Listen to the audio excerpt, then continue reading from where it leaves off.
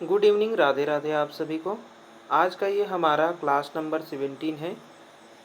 ये हमारा class number 17 है। ठीक है, आज हम पढ़ने वाले हैं व्यवहारवादी क्लार्क लियोनार्ड हल के बारे में। ठीक है, यहाँ से एक नंबर प्रश्न आपको ज़रूर देखने को मिलेगा। चलिए, तो जो क्लार्क लियोनार्ड हल है ना, वो कहाँ के रहने वाले हैं? तो अमेरिका के रहने वाले हैं।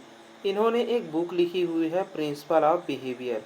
ठीक है, एक बुक लिखी हुई है प्रिंसिपल ऑफ बिहेवियर। इसी बुक में इन्होंने क्या किया है, एक सिद्धांत दिया हुआ है जिसे हम पुनर्बलन का सिद्धांत कहते हैं। ठीक है, यह सिद्धांत जो है वह उन्होंने 1915 ईस्वी में दिया हुआ है। देखिए, पुनर्बलन का सिद्धांत किसने दिया हुआ है? तो हल ने। ठीक है, ये प्रश्न कई बार बना हुआ है तो इसको याद रखेंगे। चलिए, जो हल हैं हमारे, देखिए जो हल है, हल ने किस पर प्रयोग किया हुआ है? तो बिल्ली और चूहे पर। ठीक है, बिल्ली और चूहे पर प्रयोग किया है, जो कि थॉर्नडाइक के प्रयोग पर आधारित है। यानी कि जो हमने थॉर्नडाइक का प्रयोग पढ़ा हुआ है उसी के प्रयोग जैसा इनका भी प्रयोग है। ठीक है, चलिए, की पॉइंट क्या है इनके बारे में? तो यह सिद्धांत आवश्यकता पर बल देती है। यानी कि यह सिद्धांत जो है वह किसी भी आवश्यकता पर, वस्तु की आवश्यकता, यानी कि उस आवश्यकता पर ही क्या होता है, जो हमारी क्रिया है वो निर्भर रहती है ना। तो इस पर इन्होंने कहा है सीखना आवश्यकता की पूर्ति होती है। ठीक है, इस सिद्धांत को और किस किस नाम से जानते हैं इसको भी देख लेते हैं। ठीक है, यहाँ से एग्जाम में सीधे पूछे जाते हैं नाम को ही। ठीक है, तो हल का जो सिद्धांत है, ठीक है, सबसे पहले तो इसे पुनर्बलन का सिद्धांत कहा जाता है। दूसरा, इसे सबलीकरण का सिद्धांत भी कहा जाता है। अंतर्नोद का सिद्धांत भी कहा जाता है। देखिए, ये सभी जो है वह आपस में संबंधित है। जैसे कि यदि आपको पानी की ज़रूरत है ना, और आप बिस्तर में लेटे हुए हैं, तो आपको पानी जो है वह चाहिए, लेकिन आप जो है वह बिस्तर में ही बैठे हुए हैं और जाना नहीं चाहते हैं पानी के पास, तो आपको पानी कैसे मिलेगा? नहीं मिलेगा, है ना। तो अगर आपको पानी चाहिए तो आपको बिस्तर से उठकर पानी पीने के लिए जाना पड़ेगा।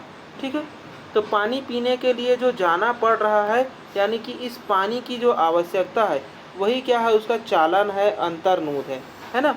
और जो आपने गया, ठीक है, तो आपने कोई ना कोई कार्य किया हुआ है।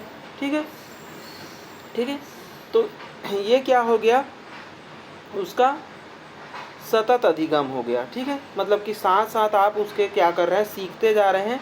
चालन न्यूनता का सिद्धांत भी इसे कहा जाता है। यानी कि चालन न्यूनता इसलिए कहा गया है क्योंकि हमें जब भी किसी वस्तु की आवश्यकता होती है तो वह वस्तु जो है वह उस क्रिया को करने के लिए हमें क्या करता है, विवश करता है।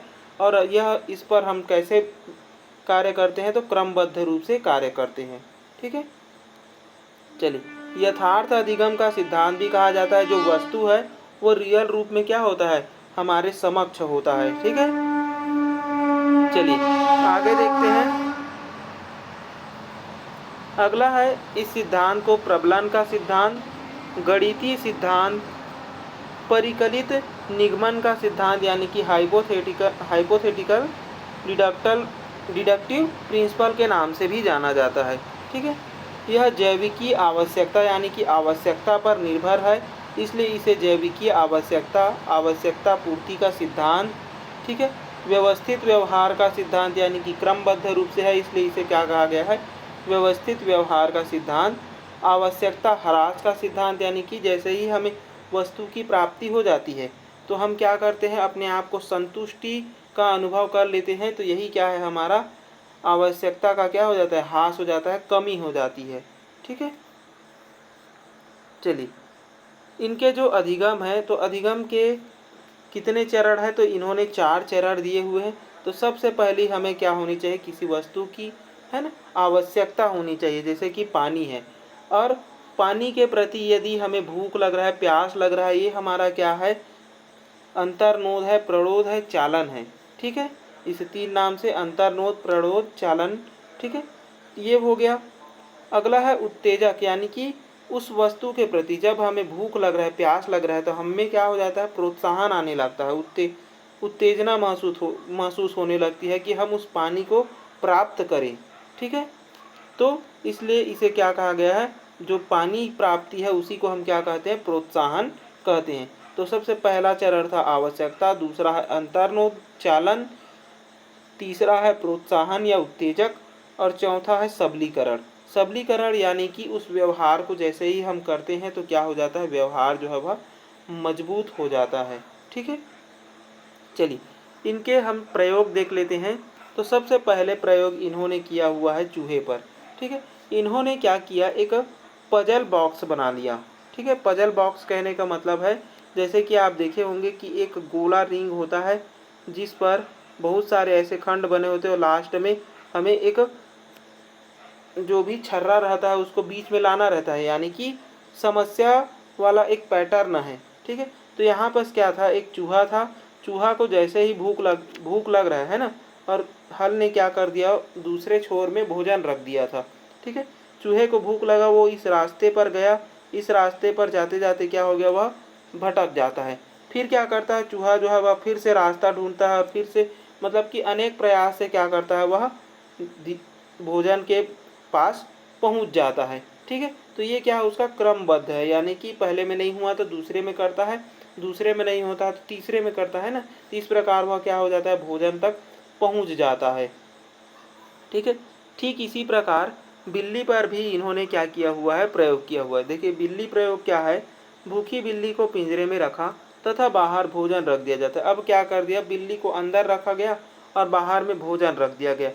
प्रयास कर बिल्ली जो है वह क्या कर लेती है, बाहर आना सीख जाती है। जैसे कि हमने थॉर्नडाइक में पढ़ा था, है ना, कि प्रयास पर क्या हो जाती है, बिल्ली जो है वह सीख जाती है कि मुझे जैसे ही भूख लगेगा, मैं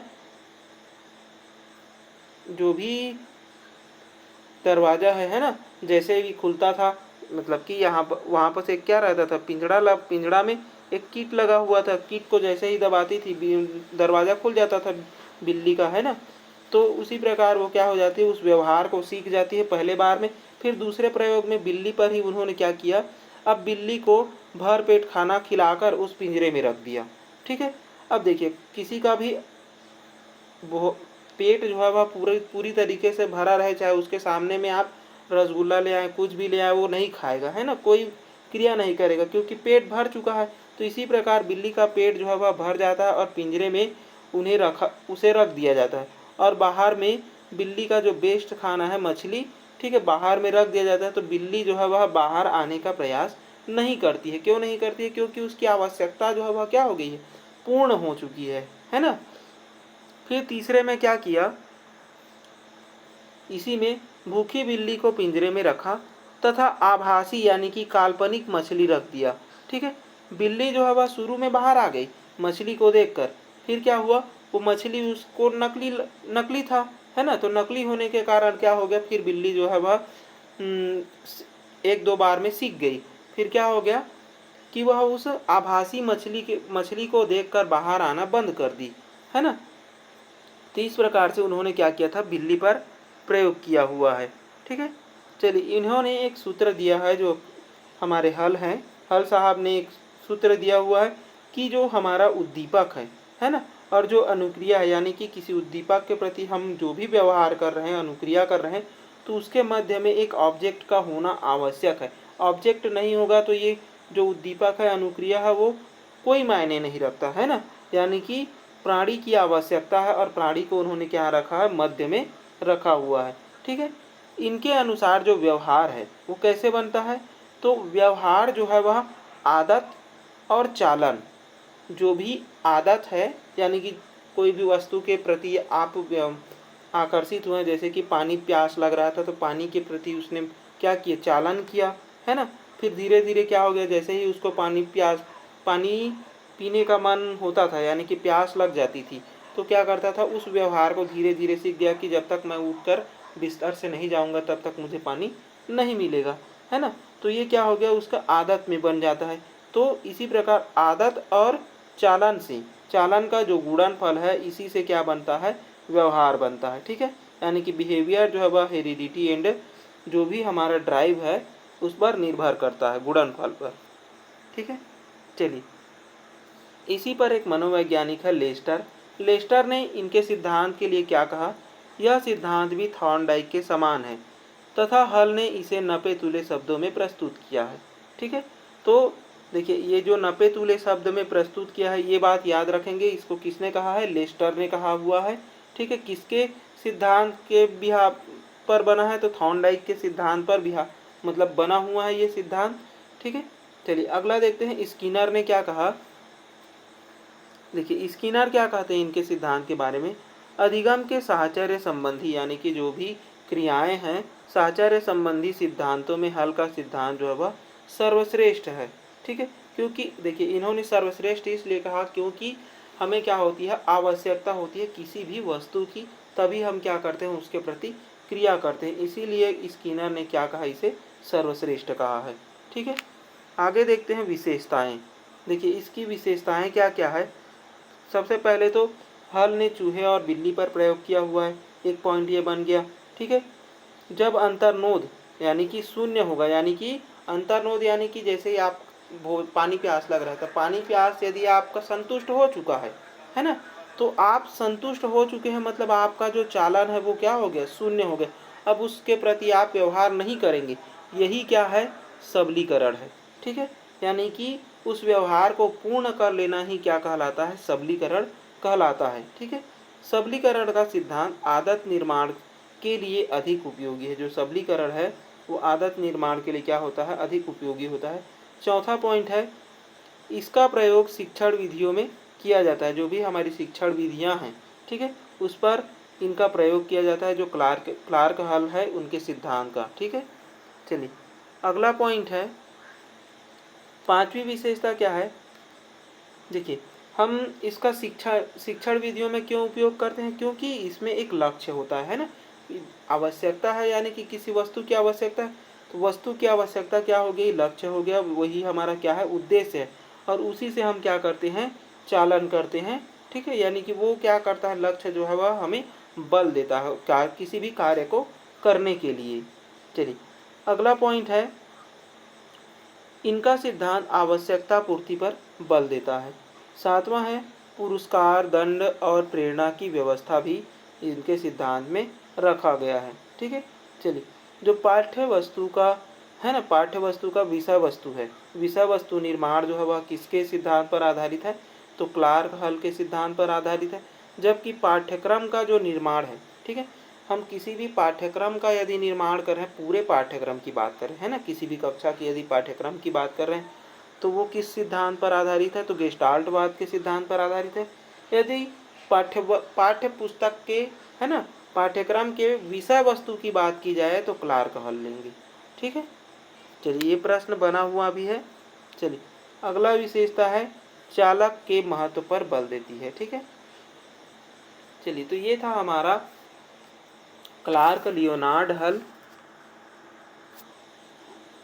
चलिए इस पर कोई भी डाउट होगा तो आप नीचे कमेंट बॉक्स में ज़रूर कमेंट करेंगे, ताकि मैं अगले वीडियो में आपका जो डाउट है उसको मैं क्लियर कर दूं।